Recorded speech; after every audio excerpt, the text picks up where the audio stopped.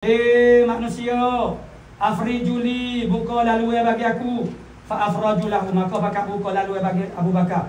Faja'a, maka datang Abu Bakar hatta akabba alih, sehingga dia menelungkupkan, dia makna jadi turun duduk sini ataupun menekunkan perkataan dia. Akaban mana kabba, mana dia turun duduk, ni meletup mana, ke semacam kita nak sujud gitu. Wa masahu, dia jamuh akan faqala innaka mayyitun wa innahum mayyitun. Abu Bakar jamuh Nabi kata sesungguhnya mu mati dan mereka pun mati juga.